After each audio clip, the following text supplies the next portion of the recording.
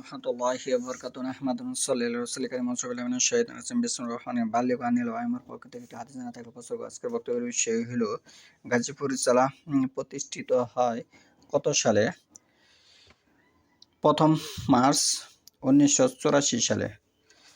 গাজীপুর জেলার সীমারেখা উত্তরে টাঙ্গাইল ও ময়মনসিংহ, দক্ষিণে ঢাকা ও নারায়ণগঞ্জ, পূর্বে নরসিংদী ও পশ্চিমে টাঙ্গাইল ও মানিকগঞ্জ জেলা। গাজীপুর জেলার আয়তন কত?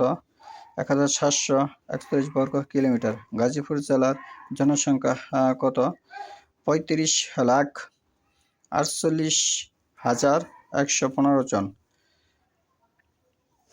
গাজীপুর জেলার ঘনত্ব জনসংখ্যা কত? 1884 জন প্রতি বর্গ কিলোমিটারে। গাজীপুর জেলার জনসংখ্যার বৃদ্ধির হার কত? 5.21। গাজীপুর জেলার জনসংখ্যা অনুপাত কত? পুরুষ 109, নারী 100 জন। গাজীপুর জেলার সাক্ষরতার হার কত? 62.6। গাজীপুর জেলার সাক্ষরতার আন্দোলনের নাম কি? গাজীপুর জেলার গ্রাম কতটি? 1163টি। গাজীপুর জেলার কতটি ইউনিয়ন রয়েছে? 44টি। গাজীপুর জেলার উপজেলা থানা কতটি? কি কি? 5টি। জয়দেবপুর, শ্রীপুর, কালিয়াকুর, টঙ্গী, কালীগঞ্জ, কাপাসিয়া। গাজীপুর জেলার পৌরসভা কতটি? 2টি।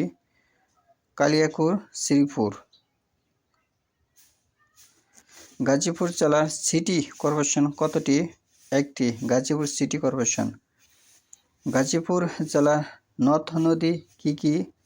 তোরাক, বালু, বানার, শীতলক্ষা ইত্যাদি। গাজীপুর জেলার ঐতিহাসিক দর্শনীয় স্থানগুলো কি কি? আনসার, বিডিবি একাডেমি, বাংলাদেশ ধান গবেষণা, ভাওয়াল জাতীয় উদ্যান।